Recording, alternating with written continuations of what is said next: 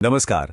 आज case explainer में हम दो ऐसे कानूनी शब्दों की बात करने वाले हैं जो आपने टीवी डिबेट्स, न्यूज़ और अखबारों में अनगिनत बार सुने होंगे।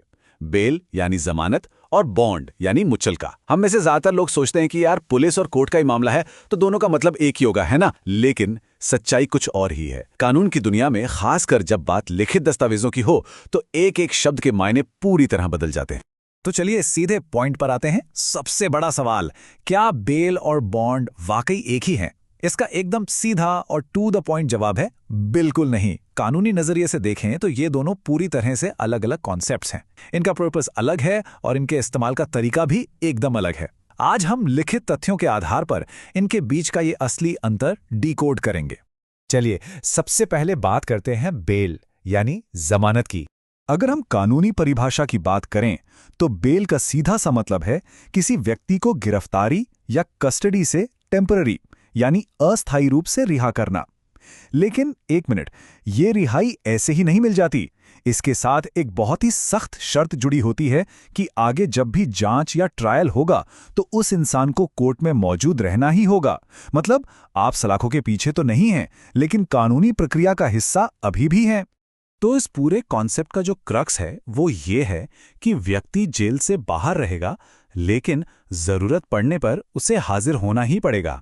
एक सिंपल सा उदाहरण लेते हैं। मान लीजिए पुलिस ने किसी को गिरफ्तार कर लिया और फिर अदालत उसे कुछ खास शर्तों पर छोड़ने का ऑर्डर देती है। बस इसी प्रक्रिया को हम बेल कहते हैं। इसका मेन फोकस हिरासत से बाहर आना है। अब आते हैं दूसरे टर्म पर, बॉन्ड, जिसे हम मुचलका या अंडरटेकिंग भी कहते हैं। सच कहूं तो सबसे ज्यादा कंफ्यूजन इसी शब्द को लेकर होता है। लोग अक्सर इसे भी बेल ही मान लेते हैं, लेकिन मुचलका या बॉन्ड असल में एक लिखित कानूनी वचन है। ये एक अंडरटेकिंग है।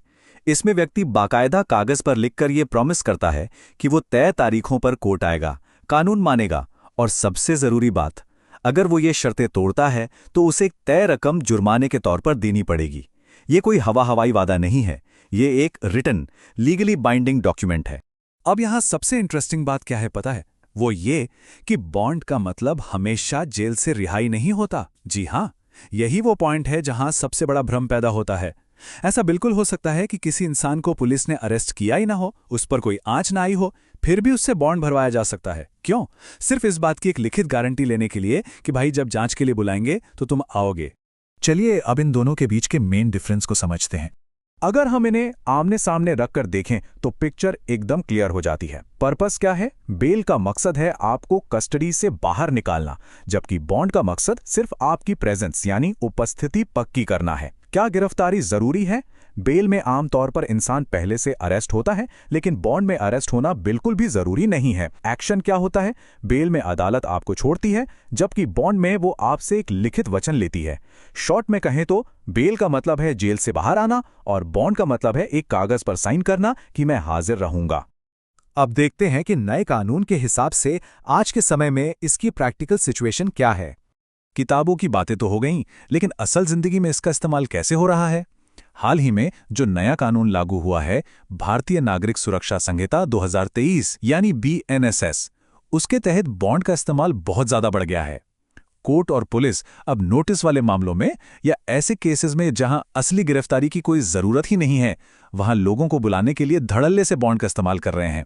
मतलब बिना अरेस्ट किए सिर्फ लिखित कागजातों के जरिए पूरा लीगल सिस्टम बड़ी ही आसानी से काम कर रहा है। तो क्या बेल और बॉन्ड ये दोनों एक साथ चल सकते हैं? कोर्ट रूम के अंदर असल में होता क्या है? अदालत के इस सटीक कानूनी ऑर्डर को जरा ध्यान से देखिए। आरोपी को पर्सनल बॉन्ड और श्योरिटी बॉन्ड भरने पर बेल पर रिहा किया जाता है। बस इस एक लाइन में सब कुछ साफ हो जाता है। यहां बेल वो एक्शन है जिससे आपको रिहाई मिली, और बॉन्ड वो फिजिकल डॉक्यूमेंट है, वो लिखित गारंटी है जिसकी वजह से कानूनी रूप से वो रिहाई मुमकिन हो पाई। बिना बॉन्ड का कागज भरे बेल का प्रोसेस पूरा हो ही नहीं सकता। तो आखिर में एक बड़ा सवाल हमारे सामने आता है, क्या बिना गिरफ्तारी के भी बॉन्ड भरा जा सकता है? जैसा कि हमने देखा, इसका जवाब है बिल्कुल हां। इन लिखित कानूनी शब्दों का फर्क समझना एक नागरिक के रूप में हमें बहुत एम्पावर करता है। जब हम बेल और बॉन्ड के इस प्रैक्टिकल और रिटन डिफरेंस को समझ लेते हैं ना, तो कानूनी पचड़ों और खबरों की असलियत समझना बहुत आसान हो जाता है। तो अगली बार जब आप न्यूज़ में बेल या बॉन्ड सुने तो एक बार के लिए सोचिएगा जरूर कि कानून की किताबों में लिखे ये छोटे छोटे शब्द असल में किसी इंसान की आज़ादी पर कितना बड़ा और गहरा असर डालते हैं।